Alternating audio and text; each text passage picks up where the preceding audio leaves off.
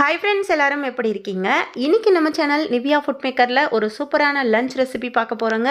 இப்போ வெயில் அதிகமாக இருக்கிறதுனால அதிகமாக தயிரில் பச்சடியாக இருக்கட்டும், இல்லை குளிர்ச்சியாக தரக்கூடிய பண்ணுறீங்கன்னா வெள்ளரிக்காய் அந்த மாதிரிலாம் எடுத்துக்கிறது அதுக்கு இன்றைக்கி நம்ம ட்ரை பண்ணி பாருங்கள். ஒரு தடவை சோயா அடிக்கடி நீங்கள் ட்ரை பண்ணி சாப்பிடக்கூடிய அதுக்கான வெள்ளரிக்காய் பச்சடி சூப்பரான பச்சடியும் பார்க்கலாம். ரொம்ப ஈஸியாக மழைக்காலங்களில் சாப்பிட்றத விட இந்த மாதிரி வெயில் ட்ரை பண்ணி செஞ்சு சாப்பிடுங்க. பிடிக்காதவங்க யாருமே எப்படி பண்ணுறதுங்க இந்த ரெசிபி. ஃபஸ்ட்டு வந்து பார்த்திங்கன்னா சோயா சங்ஸ் வச்சுட்டு நம்ம வந்து ஒரு வறுவல் பார்க்க போகிறோம். அதாவது மீல் மேக்கர் அப்படின்னு சொல்லுவீங்கள்ல, அதுதான். இப்போ அது வந்து நல்லா கொதிக்கிற தண்ணியில் போட்டு ஒரு 5 நிமிஷம் நல்லா ரெஸ்ட்டில் விட்டோம்னா நல்லா ஊறிடும். அது தண்ணியெல்லாம் மறுபடியும் ஒரு நார்மல் வாட்டரை விட்டுட்டு அதுக்கப்புறமா தண்ணியெல்லாம் பிழிஞ்சு நம்ம வந்து எடுத்துக்கலாம். இந்த மாதிரி நல்லா சாஃப்டாகிடுச்சு அப்படின்னா நமக்கு வறுவல் ரெசிபி பண்ணுறதுக்கு நல்லாயிருக்கும். அதுக்கப்புறமா அடுப்பில் ஒரு கடாய் வச்சுட்டு ஒரு ஸ்பூன் அளவுக்கு வரமல்லி சேர்த்துக்கலாம். அதுக்கப்புறமா ஒரு அரை ஸ்பூன் அளவுக்கு சீரகம் சேர்த்துக்கலாம். அதுக்கப்புறமா ஒரு அரை ஸ்பூன் அளவுக்கு குருமிளகு சேர்த்துக்கலாம். இதெல்லாம் சேர்த்ததுக்கு அப்புறமா இதை வந்து நல்லா வந்து இந்த மாதிரி கலந்து விட்டுக்கலாம். இது வந்து நல்லா வந்து வறுத்து எடுக்கணும். இது கடாயில் வந்து எண்ணெயெல்லாம் எதுவும் சேர்க்காம அப்படியே தான் இதை வந்து நம்ம வந்து வறுக்க போகிறோம். இதெல்லாம் வறுத்து நமக்கு இந்த வறுவல் பண்ணும்போது ரொம்ப ரொம்ப டேஸ்ட்டாக இருக்கும். சோயாவில் வந்து பார்த்திங்கன்னா பிரியாணி, குருமா இந்த மாதிரிலாம் செய்வோம். இதை ஒரு தடவை ட்ரை பண்ணி பாருங்கள். இப்போ அது நல்லா வந்து ஆறிட்டு இருக்கட்டும். இப்போ அதே கடாய் அடுப்பில் வச்சுட்டு நான் வந்து ஒரு 1.5 ஸ்பூன் அளவுக்கு எண்ணெய் விட்டுட்டு எண்ணெய் சூடு வந்ததுக்கப்புறமா ஒரு பெரிய வெங்காயத்தை பொடிசாக கட் பண்ணிவிட்டு அதையும் சேர்த்து நல்லா அந்த மாதிரி வதக்கி விட்டுக்கிறேன். இதுக்கு நல்லா கொஞ்சம் நேரம் வதங்கினதுக்கப்புறமா தக்காளி பொடிசாக கட் பண்ணிக்கலாம். ஒரு மீடியம் சைஸ் தக்காளி தான் நான் போட்டிருக்கேன். பொடிசாக கட் பண்ணிவிட்டு அதையும் சேர்த்து நல்லா மசிகிற அளவுக்கு நல்லா வதக்கிக்கலாம். அதுக்கப்புறமா நம்ம வந்து வேக வச்சு நல்லா தண்ணியெல்லாம் பிழிஞ்சு வச்சா நம்மளோட சோயாவை சேர்த்துக்கலாம். சேர்த்துட்டு நல்லா அந்த மாதிரி கலந்து விட்டுக்கலாம். இது கலந்து விட்டுட்டு இருக்கும்போதே நம்ம வந்து வறுத்து வச்சுருந்ததெல்லாம் ஆறிடுச்சுன்னா மிக்ஸி ஜாரில் சேர்த்து நல்லா ஒரு குறைப்பாக இருக்கிற அளவுக்கு பொடிச்சு எடுத்துக்கோங்க. இதுக்கெல்லாம் தேவையான அளவுக்கு உப்பு சேர்த்துக்கலாம். நான் ஒரு 1/4 டீஸ்பூன் அளவுக்கு சேர்த்துக்கிட்டேன். உங்களுக்கு டேஸ்ட்டை பொறுத்து சேர்த்துக்கோங்க. 2 பிஞ்ச் அளவுக்கு மஞ்சத்தூள் ஆட் பண்ணிக்கிட்டேன். இது ரெண்டையும் சேர்த்து நம்ம கலந்து விட்டுக்கலாம். உப்பெல்லாம் சேர்த்து நம்ம வதக்கும் போது அதில் உப்பெல்லாம் இறங்கிட்டு அதுக்கப்புறம் நம்ம காரம் சேர்க்கும் போது எல்லாமே ஸ்டெப் பை ஸ்டெப்பாக அது நல்லா காரத்தெல்லாம் உறிஞ்சி எடுத்துக்கிறோம். அப்போ சாப்பிட்றதுக்கு ரொம்ப டேஸ்ட்டாக இருக்கும். இப்போ காரத்துக்கு வந்து நான் ஒரு 1/4 ஸ்பூன் மிளகாத்தூள் சேர்க்குறேன். ஏன்னா நம்ம பெப்பர்லாம் வறுத்து வச்சுருக்கோம், அதனால அதிலே கொஞ்சம் காரம் இருக்கும். உங்களுக்கு காரம் வந்து அதிகமாக வேணுமா இல்லை குறைச்சி வேணுமாங்கிறத நீங்கள் பார்த்துட்டு சேர்த்துக்கோங்க. இதில் வந்து பார்த்திங்கன்னா ஒரு பச்சை மிளகாயை கீறிட்டு கூட போட்டுக்கலாம். அதோட ஃப்ளேவரும் ரொம்ப நல்லாயிருக்கும். நான் சேர்க்கலை, உங்களுக்கு இஷ்டம்னா கண்டிப்பாக சேர்த்துக்கலாம். இப்போ இதெல்லாம் நல்லா வதக்கி விட்டதுக்கு அப்புறமா அடுத்து நம்ம என்ன சேர்க்க போகிறோம் அப்படின்னா பூண்டு பற்களை வந்துட்டு நான் ஒரு 3 பூண்டு பற்களை தோல் எடுத்துட்டு நல்லா தட்டிட்டு அதை வந்து அப்படியே சேர்த்துக்கிறேன். சேர்த்துட்டு நல்லா கலந்து விட்டுக்கலாம். அந்த ஃப்ளேவர் ரொம்ப நல்லாயிருக்கும்.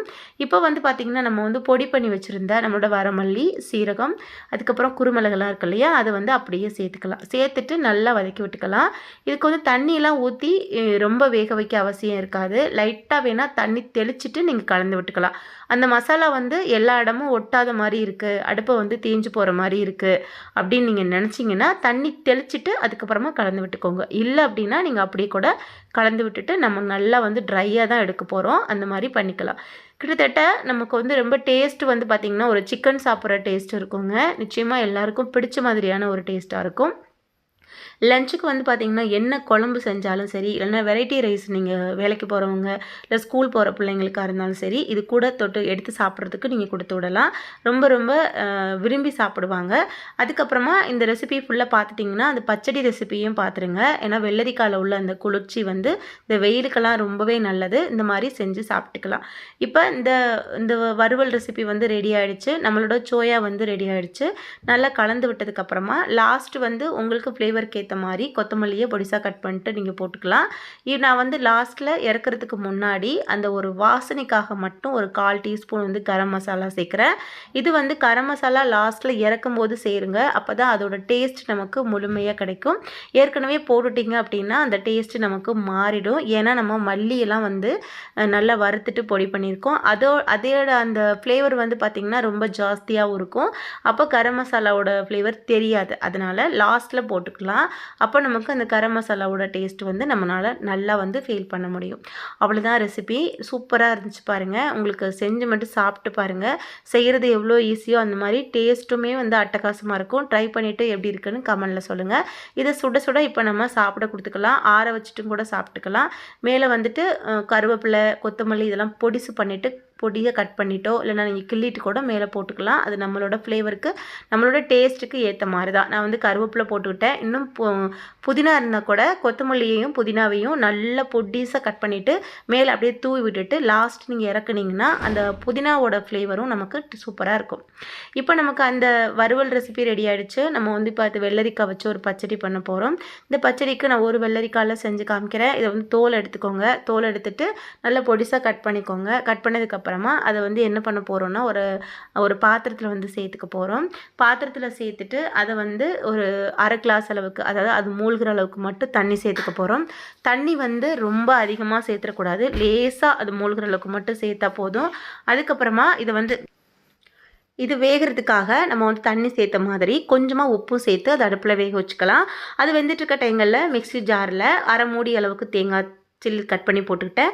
காரத்துக்கு வந்து ஒரு பச்சை மிளகாயும் ஒரு சின்ன தயிர் பாக்கெட்டில் ஒரு 2 ஸ்பூன் வர அளவுக்கு தயிர் சேர்த்துட்டு இதை நல்லா ஒரு தடவை அரைச்சிக்கலாம். அதுக்கப்புறம் தயிர் பத்தலைன்னா நீங்கள் இன்னும் கொஞ்சம் தயிர் கூட சேர்த்துட்டு நல்லா அரைச்சிக்கோங்க.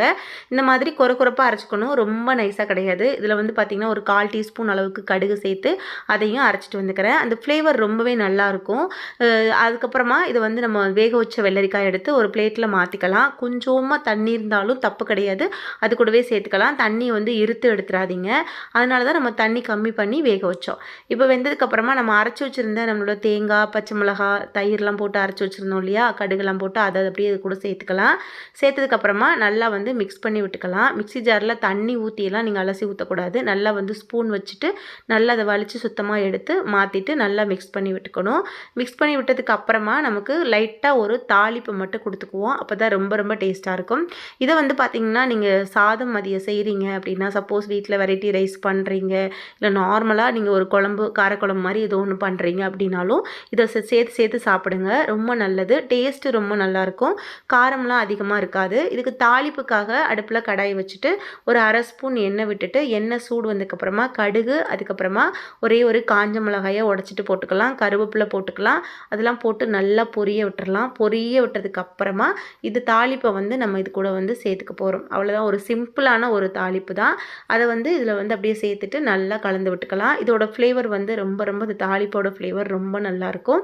இப்போ அதுக்கப்புறமா அதில் சேர்த்ததுக்கப்புறமா நீங்கள் கரண்டி வச்சு அப்படி லேசாக கலந்து விட்டுட்டு சாப்பிட்டு பாருங்கள் எவ்வளோ சூப்பராக இருக்குன்னு. நம்ம வந்து பார்த்திங்கன்னா தயிர் பச்சடி, நமக்கு தயிர் ஆனியன் மட்டும் வச்சு ஒரே மாதிரி பண்ணாமல் வெள்ளரிக்காயில் ட்ரை பண்ணுங்கள். இது வந்து எனக்கு ஒருத்தங்க இந்த டிஷ்ஷு சொல்லியிருந்தாங்க. அவங்க சொன்னதுக்கப்புறமா நான் செஞ்சு பார்த்து ரொம்பவே நல்லா இருந்துச்சு. நான் அதுதான் அந்த டிஷ்ஷை அவங்க கூட நான் வந்து ஷேர் பண்ணிக்கிறேன். ட்ரை பண்ணி பாருங்கள். இந்த 2 ரெசிபியுமே உங்களுக்கு பிடிச்சிருந்துச்சுன்னா நம்மளோட சேனல் நிவியா ஃபுட் மேக்கரை சப்ஸ்கிரைப் பண்ணிக்கோங்க. உங்களோட ஃப்ரெண்ட்ஸ்க்கும் ஷேர் பண்ணுங்கள். தொடர்ந்து நம்ம சேனலை பாருங்கள். நம்ம ரெசிபிக்கெல்லாம் ஒரு லைக் கொடுக்கவும் மறந்துடாதீங்க. நெக்ஸ்ட்டு ஒரு சூப்பரான ரெசிபியில் நான் உங்களை மீட் பண்ணுறேன். அதுக்கு நீங்கள் பண்ணதெல்லாம் நம்ம சேனலை சப்ஸ்கிரைப் பண்ணினீங்க மட்டும்தான் நான் போடுற வீடியோஸ் எல்லாமே உங்களுக்கு நோட்டிஃபிகேஷனில் டக்குன்னு வந்துட்டுருக்கும். உங்களுக்கு ரொம்ப ஒரு ஈஸியான டிப்ஸாகவும் இருக்கும். ஓகே ஃப்ரெண்ட்ஸ், பாய்.